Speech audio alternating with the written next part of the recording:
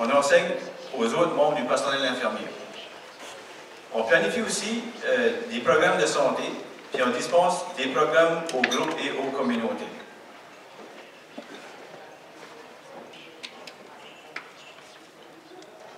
C'est quoi les qualités d'un infirmier ou une infirmière?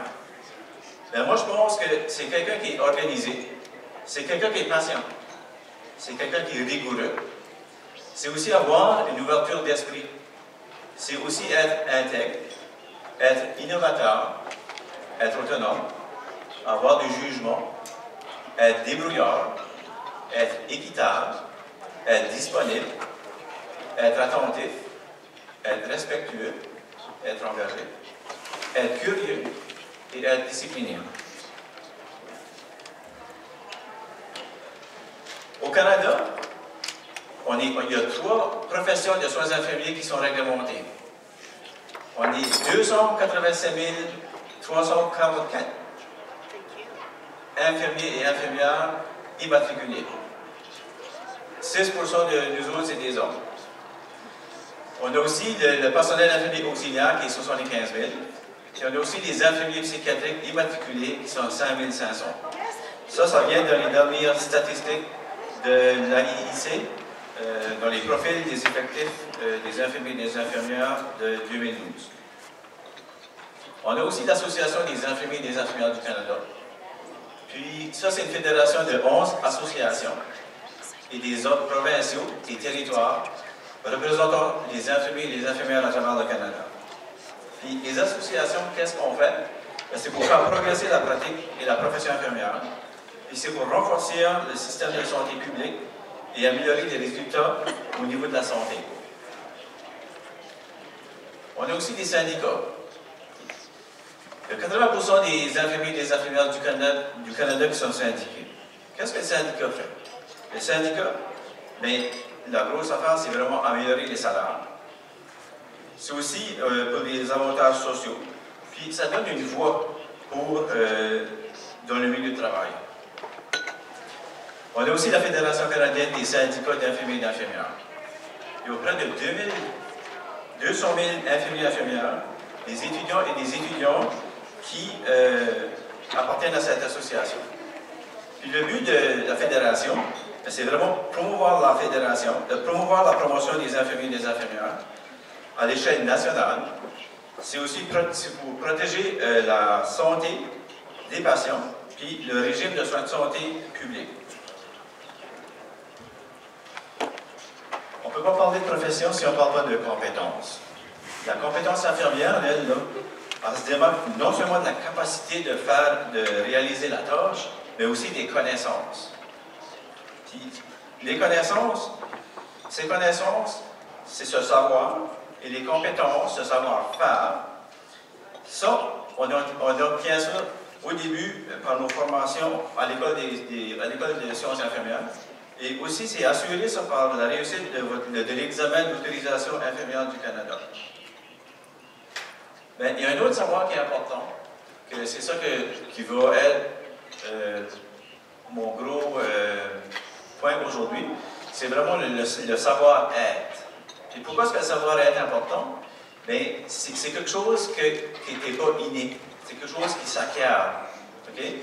Puis, c'est aussi le savoir-être a un impact direct sur les actions qu'on a comme intervenants. Puis pourquoi c'est important? Parce que tout de suite, on est dans une période de transition. Les soins infirmiers évoluent. Les soins de base et les autres actes qu'on faisait antérieurement sont faits par d'autres personnes. Ça fait j'aimerais qu'on pourrait examiner ensemble les savoirs pour les comprendre et bien les appliquer dans notre quotidien afin de faire preuve de compétences personnelles, professionnelles. Ça fait l'apprentissage du savoir. C'est quoi ça? C'est des connaissances. C'est le contenu de ce que j'ai en mémoire. J'apprends, je comprends. C'est toutes les théories qu'on vous montre, les techniques, les modèles, les méthodes, les règles, comme l'anatomie et la physiologie. On a aussi l'apprentissage du savoir-faire. Ça, c'est la mise en œuvre du savoir. C'est la manière de faire d'intervenir, c'est la performance de la pratique avec nos mains. Okay? C'est nos protocoles, c'est nos directives, nos instructions, nos procédures, nos méthodes. Puis l'apprentissage du savoir-être. Ça, c'est une attitude adaptée. C'est une manière d'être avec soi et les autres. C'est que j'adapte mon attitude et mon comportement, j'agis en conséquence, puis c'est l'essence même de qui nous sommes. C'est quoi le savoir-être? Ben, c'est comme j'ai mentionné tantôt, c'est un savoir se comporter. C'est une disposition à penser et agir qui est à la fois intellectuelle, éthique et philosophique. C'est une prise de conscience de ses opinions, de ses croyances, de ses sentiments et de ses perceptions au plan personnel. C'est au niveau de nos attitudes, les besoins, les valeurs de nos interactions avec l'autre et l'environnement. Le savoir-être, c'est aussi les aptitudes en relation humaine, les habiletés reliées à la communication, la résolution des problèmes, l'écoute des autres, la constitution d'équipe, la souplesse à l'adaptabilité et à la conscience de soi. Maîtriser ces savoirs peut faciliter l'adaptabilité aux situations actuelles que l'on retrouve dans les soins infirmiers. Puis, regardons ces situations actuelles qui existent. Les études nous démontrent que le personnel infirmier affiche de l'épuisement, de l'absentéisme, un degré élevé de roulement, de fatigue et d'insatisfaction au travail.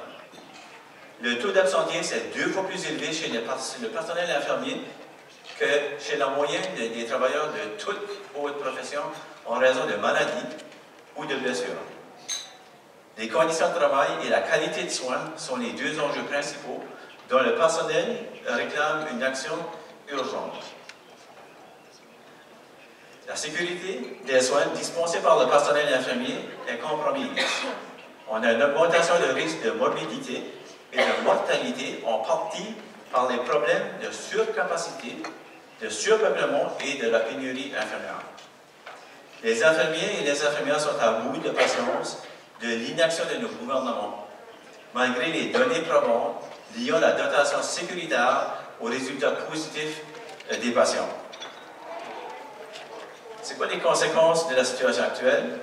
Pour les patients, augmentation d'infections, augmentation des réadmissions, des chutes, la durée du séjour plus longue, des erreurs de médicaments, puis une désatisfaction au niveau pour les patients qui ont de l'expérience à l'hôpital. Puis pour le personnel, on a vraiment de l'insatisfaction au niveau des conditions du travail, on a un gros roulement du personnel, la fatigue et l'absentéisme, comme que j'ai mentionné tantôt. Ça fait la question, à 285 000 infirmiers et infirmières au Canada, n'avons-nous pas une responsabilité professionnelle de sensibiliser les décideurs, les responsables politiques, les représentants élus et les dirigeants du secteur de la santé des enjeux actuels dans le système de soins de santé? Et là, je vais vous parler un peu de mon cheminement personnel. Je suis un diplômé de l'École de Providence en 1991. Puis, après ça, j'ai obtenu un certificat en soins critiques en 1996 à l'Université de Moncton. Puis, présentement, je suis candidat à la maîtrise en sciences infirmières.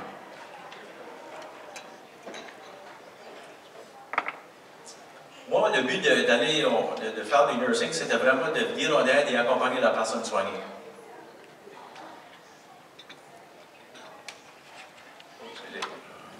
Bien, toute ma carrière, j'ai réalisé qu'on avait des défis, puis j'ai eu un gros sentiment d'impuissance. Parce que, pour moi, là, être infirmier, c'était pas juste assister le médecin puis faire des ordonnances médicales. Parce que c'est souvent comme ça, on nous demandait de se concentrer sur les techniques, puis accomplir les tâches, au lieu vraiment d'utiliser une approche pour le patient.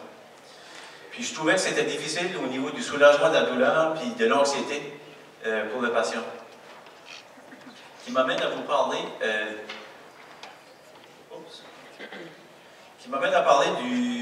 de ma première situation, qui est Luc.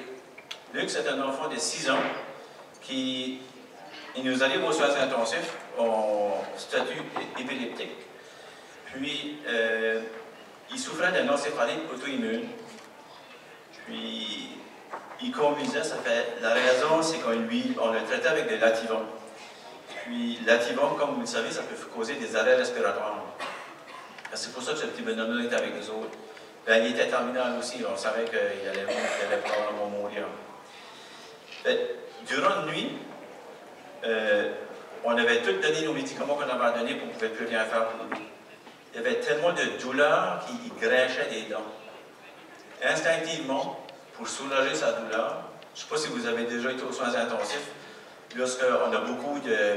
Vous avez le moniteur, vous avez tous les intraveineux, il y a beaucoup d'équipements, mais instinctivement, je l'ai pris et je l'ai versé. Le reste du relais, il a dormi. Il n'y avait plus de douleur. Juste le contact humain, comment est-ce que c'est important. Puis que, oui, on peut faire la différence. Ça m'a amené à faire une période de réflexion. Ça serait d'offrir d'autres approches dans ma démarche de soins pour améliorer la qualité de soins, pour mieux soulager et accompagner les patients. Puis je me rappelais qu'à l'école, quand on avait vu le modèle de Martha Rogers, puis elle a suggéré l'utilisation de certaines autres modalités de soins, telles que l'humour, la musique, les couleurs, les mouvements, le toucher thérapeutique, la méditation et la visualisation. Puis c'est après ça que j'ai développé un intérêt pour les approches complémentaires qu'on est capable d'appliquer au niveau des soins intensifs. Il y a d'autres choses qui ont nécessité un apprentissage et une adaptation quotidienne. Okay? Au niveau de la dynamique familiale de la personne soignée. Okay? 11 personnes, c'était toujours s'adapter. Aussi, dans les situations d'urgence, on pouvait avoir un arrêt cardiaque d'une personne à la Lémovia, puis on devait, une demi-heure après, 1 heure après, on doit oublier le décès de la personne et s'adapter à une autre personne. Fait que ça, c'est beaucoup à réfléchir. Aussi, s'occuper d'une personne avec laquelle on développe un lien et que la mort est imminente avant la fin du relais. Ce qui m'amène à vous parler de la deuxième situation. C'est une situation qui s'appelle Mme Ernestine. Mme Ernestine avait 68 ans. Elle a fait un infarctus du myocarde, puis elle arrive en insuffisance cardiaque sévère. Cette dame-là n'avait jamais été hospitalisée. Gentille. Puis, on la traitait parce qu'elle avait vraiment elle faisait beaucoup d'édème aigu du poumon.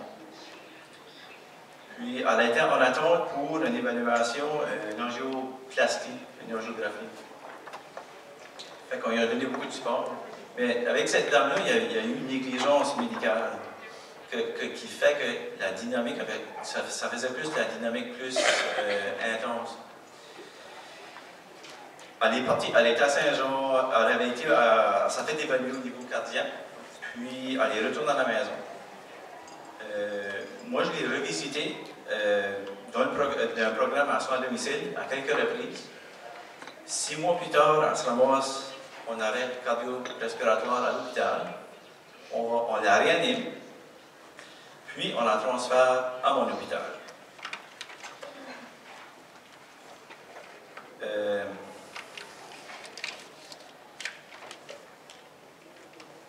Lorsque j'arrive, on m'appelle pour faire un relais de surplus. J'arrive à l'hôpital, on m'assigne cette dame, je n'avais aucune idée que c'était elle. Puis, 4 heures après, la dame a décédé. Les membres de la famille, ils ont dit, elle t'attendait pour mourir. Aussi, vous allez voir que des fois, on nous demande d'exécuter des traitements, des procédures et d'administrer des médicaments qui vont vraiment à l'encontre de vos attentes. Vous savez que ce n'est pas vraiment pour le patient, ça ne va pas marcher, mais vous devez le faire pareil. Ça, c'est quelque chose qu'il va falloir que vous vous habituez aussi. Vous allez témoigner d'erreurs de médicaments, de situations d'abus de pouvoir, de taxage, d'intimidation et de commérage. Et aussi, oui, il y a des personnes qui vont vous faire confiance, qui n'ont jamais probablement discuté avec leurs proches. Qui m'amène à vous parler du cas de Marc-André. Marc-André, c'est un monsieur de 50 ans. qui était un professionnel en sécurité publique. OK? Puis eux autres, là, les policiers, ils ont une image qui doit être dure. OK? Il a eu une promotion, puis ce monsieur-là, il a dû faire des changements. Des changements que beaucoup de personnes n'étaient pas d'accord. Puis il y a même eu des menaces de mort.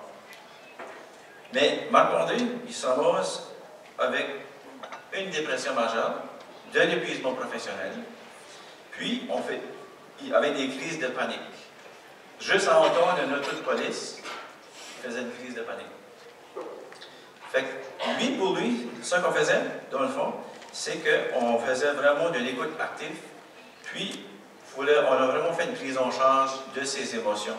Parce que ce monsieur-là vivait beaucoup d'émotions, de stress physique et émotionnel, ça avait été refoulé, qu'il n'avait jamais vécu. Ça fait que moi, la morale de l'histoire, c'est que comme infirmier et infirmière, c'est très important de s'occuper de soi.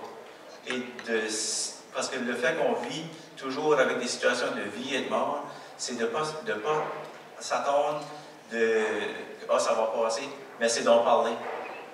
Puis de vous trouver des moyens de rétablir l'équilibre.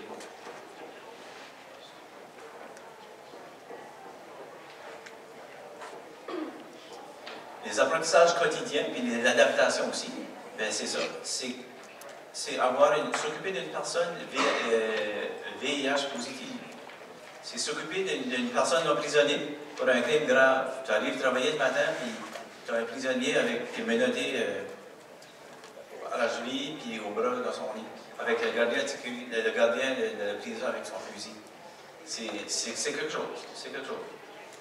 Puis une personne qui vient de subir un événement grave, comme un accident de la route ou un accident de travail, peut-être 6 mois au début de ma carrière, un jeune monsieur arrivé électrocuté avec il a touché, il conduisait sa pelle mécanique a touché un roche électrique. Noyade, incident, tragédie ou tentative suicidaire. Ça, aux soins intensifs, on en a beaucoup. Ce qui m'amène à vous parler de mon 4e cas, qui est le cas de Luc. C'est un jeune de 17 ans. Puis, on avait le diagnostic de problème de comportement. Puis, moi, je trouve, comme professionnel, des fois, on a vraiment une attitude négative. On juge facilement. Puis, c'est ça. Le beau Luc, ça va ramasser. Il a décidé de boire de l'éthylène glycol, de l'antifreeze. Puis, en écoutant l'histoire de Luc, bien c'est ça. Sa mère s'est suicidée. Son père est en prison. Il était séparé de sa sœur. Puis, il avait déménagé dans un autre quartier, puis dans une autre école. Puis, ses parents se moquaient de son accent. Fait, son coup de tête, c'était vraiment, il voulait en finir. Fait, encore là, avec l'écoute active, puis avec la présence, ce jeune-là a pu faire confiance. Puis, il a vraiment, là, c'est là qu'il a débouché. Puis, il m'a tout expliqué ça en l'espace de 20 minutes. Juste le fait que tu étais là pour l'écouter. Puis, ça fonctionne dans la reprise. Puis, il a déménagé avec sa sœur. Puis, il m'a envoyé une carte à sa graduation avec sa photo, me remerciant que j'avais changé sa vie. C'est les 4 situations-là que je vous ai mentionnées, mais c'est des situations qui m'ont aidé à changer mon savoir-être, puis la personne que je suis aujourd'hui. Mais aussi, comme vous savez, si on ne s'occupe pas de soi, on peut avoir des situations. Puis, moi j'ai eu des problèmes lombaires, reliés à l'accident de travail. Des fois, vous allez réaliser que vous pressez faire des choses rapides, vous ne voulez pas demander de l'aide. C'est très important de vous occuper, d'être conscient de l'importance de s'occuper de soi-même. Okay? Parce que si vous n'êtes pas capable de vous occuper de vous-même, vous n'allez pas être capable de vous occuper de l'autre personne. L'autre situation, c'est vraiment de l'intimidation et le taxage. C'est une situation avec un collègue de travail, puis du commérage. Puis ça m'a laissé avec un sentiment de trahison. Mais j'ai choisi d'en discuter. Puis je me suis rendu compte qu'il n'y avait pas de porte de sortie. j'ai fait un choix conscient de m'orienter vers quelque chose d'autre, d'autres opportunités qui se présentaient. Et tout ça pour dire qu'on a des choix. Puis, il faut toujours garder l'équilibre entre corps, âme et esprit. Puis, comment est-ce que moi, j'ai réussi à faire ça? Ben, c'est par l'alimentation, l'activité physique, le sommeil. Puis, j'ai mis exercice de respiration. Vous allez voir que lorsque vous allez être occupé, lorsque vous allez être stressé, et toutes les choses vont aller mal. Et lorsque vous allez vous sentir comme ça, là, prenez 5 minutes, allez à la salle de bain, puis concentrez-vous sur la respiration. Vous allez voir que les 5 minutes que vous allez prendre, là, ça va faire toute la différence. Aussi, affirmez vos états d'âme. Ayez une personne à qui ce que vous pouvez vous confier sans être jugé. C'est très important, très, très, très important. Et faites quelque chose que vous aimez de faire. Une passion qui est par rapport avec le service aux autres. Moi, ma passion, un de mes amis, il fait de l'élevage de poulets. Pour moi, là, c'est vraiment ça, mon médicament pour l'anxiété, puis pour tout. Okay? C'est du travail physique, puis je coupe tous les liens, puis après une journée de travail là, je m'en viens, puis je suis rechargé.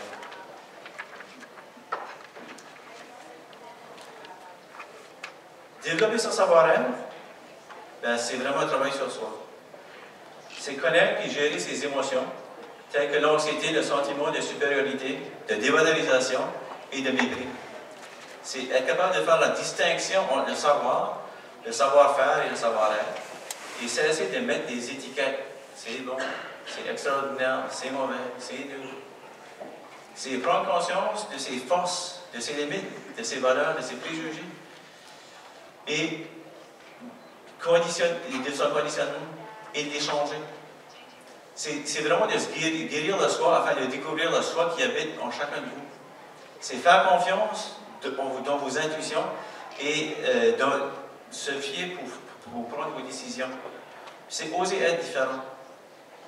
Puis c'est prendre le risque d'aller vers l'inconnu.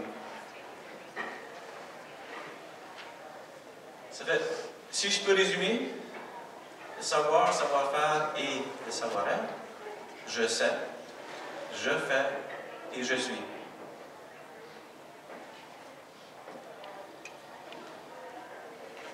Richard Webster, qui a écrit Les 7 secrets du succès, m'inspire beaucoup. Et j'aimerais vous partager ça. La première, c'est Hier n'existe plus. Mais débutez chaque relève comme si c'était votre première. Le deuxième, étreignez les arbres et la vie. Apprendre que chaque situation positive comme négative vous permet d'apprendre et de devenir des meilleurs soignants. Fixez-vous des objectifs valables. Acceptez de ne pas tout connaître, posez des questions et acceptez de l'aide. Il y a partout des occasions à saisir. Okay? Être curieux, profitez des opportunités. Comme l'expression "The things that you fear are often the most worthwhile." Croyez en vous-même. En se fixant des objectifs, visez la pratique que vous souhaitez, votre emploi de rêve et travaillez fort pour l'atteindre.